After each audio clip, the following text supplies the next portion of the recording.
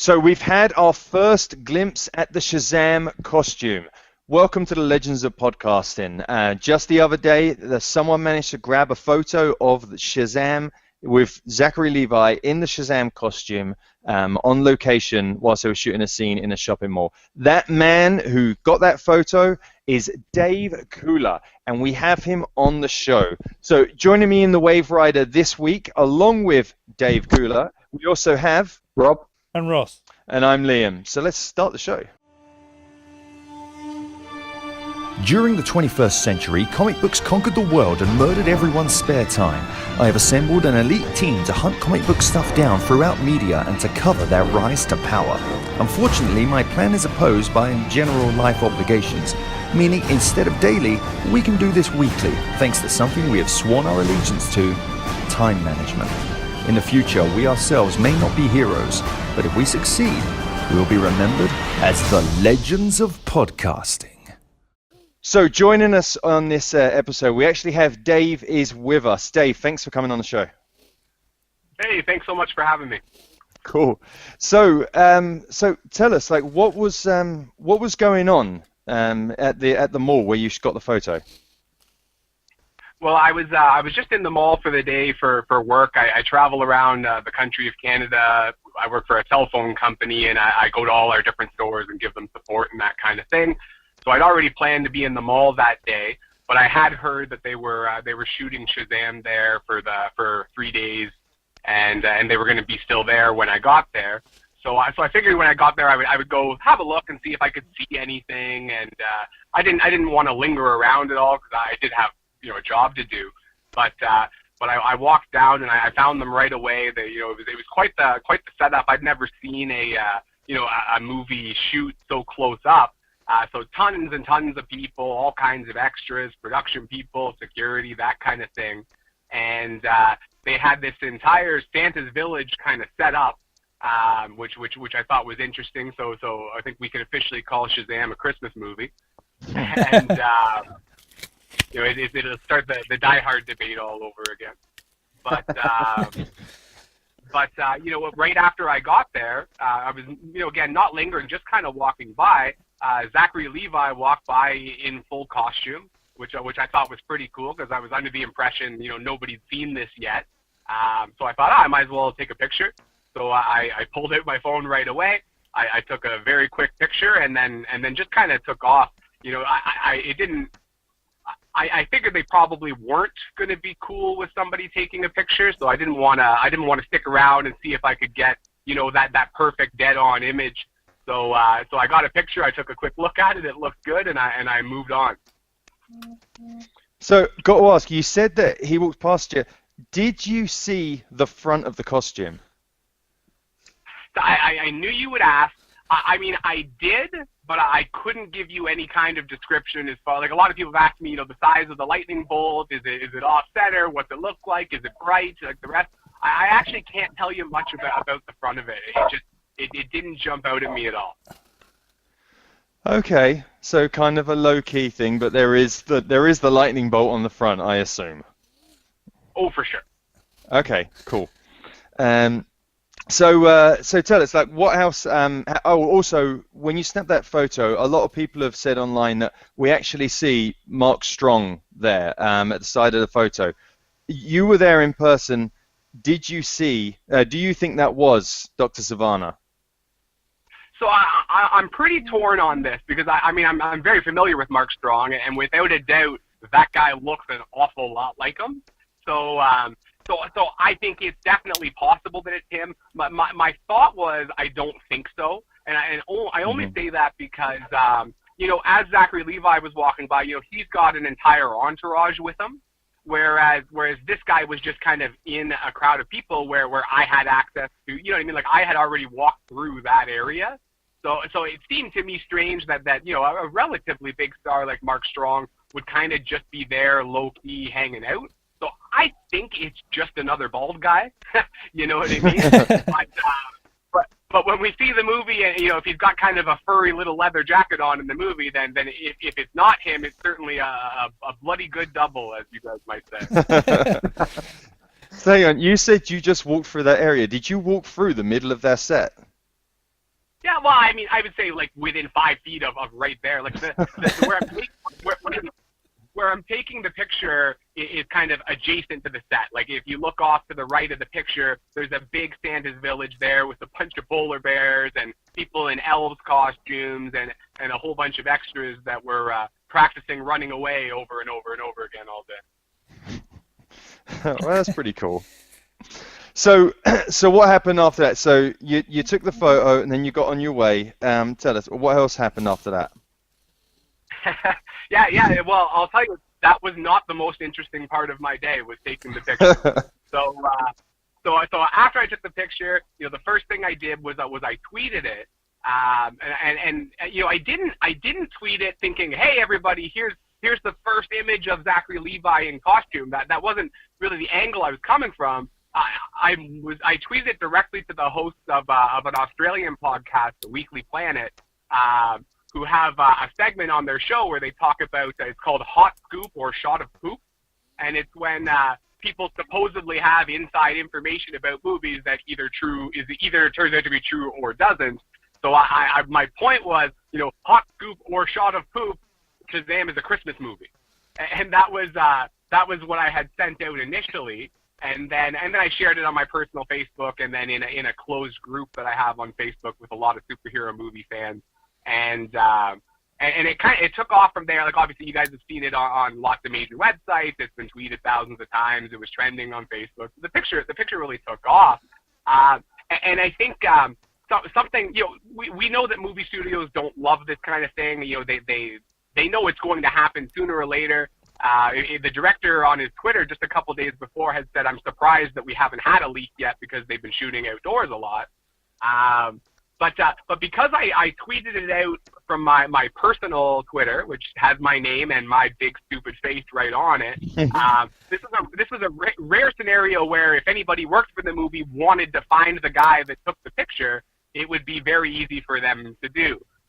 Because, unlike, an anonymous person who just takes off, or, the paparazzi or something like that, I actually hung out in the mall for like another 5 hours after I took the picture. So a couple hours later, a female security guard approached the store that I was at with actual Canadian police officers in tow, and she said, "Excuse me, can I get your name?" So I told her my name, and she said, "Did you take a picture of our movie?" I said, "Yes, I did." Said, "Did you put it on Twitter?" I said, yes, I did. And in that moment, I think anytime somebody of perceived authority asking you questions, gives you a little bit of nerve, but immediately I knew like there isn't actually going to be any kind of consequence to this. They're not happy, but it's not like I'm not going to get sued or arrested. These police are for show. So I had no problem being very honest with them, and so I owned up to it, and she kind of explained to me, this is a big problem for us. We have a lot of signs posted saying no pictures, which in all honesty I did not see those signs, but I again did know they probably would not like this. So she kind of chastised me a little bit, and told me that somebody would be coming to speak to me soon, and I'm not going to say who this person was, but it was I'll say an actual Hollywood big shot was going to come speak to me, which to be honest I was really excited about. I thought, well, that is very, very cool. So maybe 10-15 minutes later, this gentleman came up and he introduced himself and what his role was with the movie, and gave me what I would describe as a tongue lashing. Just really, really frustrated with the whole thing. I would say not disrespectful, not rude, not profane, but almost like having your principal, kind of pull you into the office and talk about how disappointed he is with you. So he spoke about, he asked me, do you know why this is a problem for us? And I played a little bit dumb on that because I really wanted to hear from him why that would be such a problem for him. And so I said, not really. And he talked about what I already knew, which makes a lot of sense of just, we're all working really hard to make this movie. A movie is an experience, and, we want people to experience that the right way and not rush to judgment, which as I'm sure you guys have seen, and I'm sure have your own opinions. Half the internet is now more excited than ever with a very comic book accurate a costume, and the other half has decided the movie is dead in the water and is going to be the worst thing ever. So that's the thing that they're afraid of, right? But we had that probably I'll say close to 20-minute kind of chat, and he was very upset. He asked me to take down the original tweet, which I did, and asked me to stop pushing it forward on Twitter, which I also did. I actually deleted all my tweets related to it, and haven't said a word on Twitter about it. But my Facebook, I have continued to chat about it here and there on Facebook, because we didn't talk about Facebook, we talked about Twitter. He's found a loophole. Yeah. So out of respect, I kind of followed his request to the letter, and he came back to the kiosk I was working at a couple more times to ask more questions, because what it turned out was everybody that works in the mall had to sign a non-disclosure agreement with some specific parameters about not going to certain places, not sharing on social media things you see, and I'm sure specifically not taking pictures. So the thing they wanted to understand was, did I work for the mall? Did I sign one of these forms? If I did, I might have some legitimate liability. Whereas if I worked in the mall and didn't sign the form, that might be a concern that they have with either my company or the mall, because there was a non-compliance there.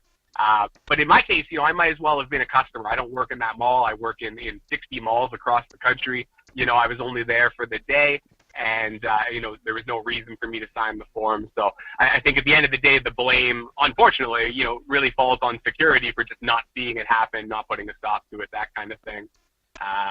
And then finally, my last little interaction with the whole ordeal was a production assistant came by a little while later after that, and he got my full name and information, my boss's name and his phone number, because ultimately what it turned out is they wanted to verify I didn't in fact work in the mall, which I don't. So it was a pretty crazy experience. I didn't expect to be having those kinds of conversations, but it made for a very memorable day. I'll say that much. I bet. That sounds cool. So yeah, and quite an experience. So did you really get to see anything of what was going on being filmed, or was it pretty much what we see? You just kind of got a glimpse of that and then on the way, or did you see anything unfolding? Not too much. Like the one thing I'll say is for sure Zachary Levi could not have been on set for more than half an hour. So I assume whatever it was they were filming at that time was relatively brief.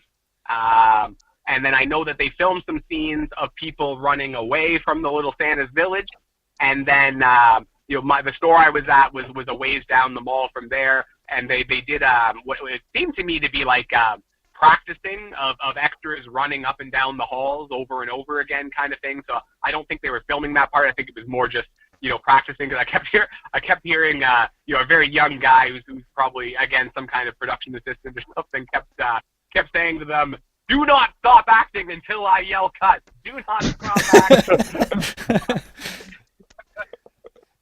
So expect to see at least some degree of running in two locations through a mall in the movie Shazam, which I'm sure is some pretty breaking news. Well, I think from what we've seen of the costume, I mean, I think it looks great. I love the fact that it looks very comic booky. It looks very true to how it is in the comics, and I think Zachary Levi is great casting to play Shazam in this movie. And he actually posted a story onto Instagram. Was it today? Yeah, he this morning. That? Yeah, this morning. He posted a little thing on Instagram this morning, and he mentioned your photo as well in that. So I'm checking. I hadn't seen anything yet. What did he have to say? He just thought it was crazy that was out. He was like, "Hey, so the photo came out. That was crazy. Hopefully, we'll actually post an official one soon. So we'll see." that was pretty much it. More than anything, he was just playing around with a filter on Instagram, which gave him a huge mouth. But yeah. But he did mention you getting the photo, so there you go. It's crazy. I think for a brief period of time, I think you were in the top 10 trending things on the internet. So that's the record to hold. Yeah. You know what's interesting, guys, is if the original tweet was still there, which it was there for 4 or 5 hours, it was trending, and I had 11 shares. So somebody stole a picture from my Twitter or maybe from the Facebook group I posted it in, and then just shared it themselves. You know what I mean? Like with the tens of thousands of times this photo was shared, I had 11 shares by the time I deleted the tweet. So I don't think it didn't turn out to be my opportunity to be internet famous, unfortunately. Yeah, I saw on any of the stories covering it, everyone was crediting some other website like Batman News or comicbook.com or something like that as getting the exclusive scoop. Yeah, but they were all wrong because it was you. So you've come to set the record straight on the world's most listened to podcast. What an honor. So are you so Dave, are you a Shazam fan?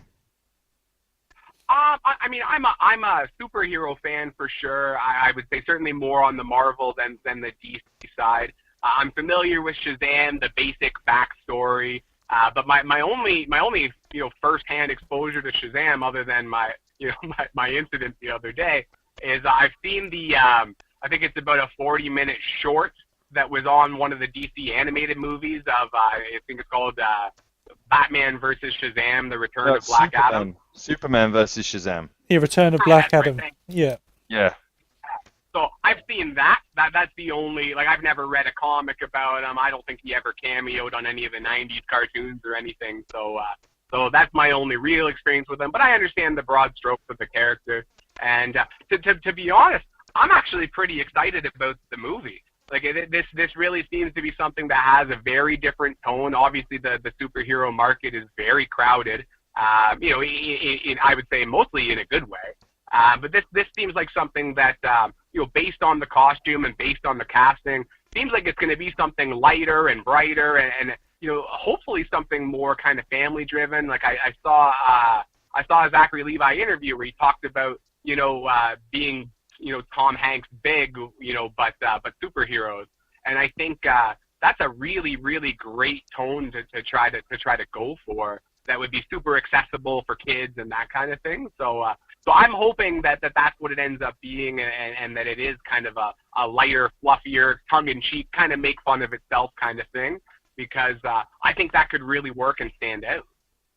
Yeah, totally agree with you. Like, it's with a lot of the comic book movies that we've got now, like the DC ones are really targeted towards older audience, certainly not younger kids. Although there's plenty of younger kids that have seen, Suicide Squad and Batman v Superman and that. But the Marvel ones are more accessible for younger audiences, but none of them are really for like all ages. And I think that's an opportunity they have with the Shazam movie, because it is a kid that just says a magic word and becomes a grown-up superhero like Superman. Like, this is like the dream of so many kids. Like, this is such a smart movie for them to make, and it has the potential, so long as they do make it a family-friendly movie, this has the potential to be a huge franchise. They can sell a lot of lunchboxes and action figures. Yeah. So yeah, I'm really looking forward to this. I've got a 5-year-old son. He just turned 5 last month, and I would love for this to be the first actual superhero movie I could bring him to in the theater, because I just don't think Black Panther's the right thing at his age. I totally agree with you. The first movie, I've got a 7-year-old. The first movie I took her to, a superhero movie I took her to, was Lego Batman. So that was awesome. But so far as like the grown-up, the actual live-action ones, no, I haven't taken them to the movie theater to see any of those, because they're not old enough. you know. Cool. Well, Dave, thank you so much for joining us for this episode of the podcast. It's been really interesting. It's really interesting to hear your experience, and it's really cool. Now that we've seen the picture of Shazam in his costume, I'm even more excited for this movie. Looking forward to seeing how he looks from the front and getting a clear, view of the actual lightning bolt. But this is great. The movie's like a year away, so there's so much time for the stuff to come out. So this is a nice little taster to whet our appetites. Yeah. So all right. Well, thank you again, Dave, for joining us for this episode. And that's it's bye from me and bye from these guys. Bye. All right. And as everyone wants on the count of three, everyone say Shazam. All right. 3, 2, 1. Shazam! There we go, cool. So, if you liked this episode, please remember to like and comment wherever you find podcasts. We're on iTunes, Stitcher Radio, TuneIn Radio. We're also across social media. We're on Facebook and Twitter and Instagram. Like us, subscribe to us, tell your friends, tell us what you think. What did you think about the costume? Let us know in the comments. Or you can also send us an email at legendsofpodcasting@gmail.com.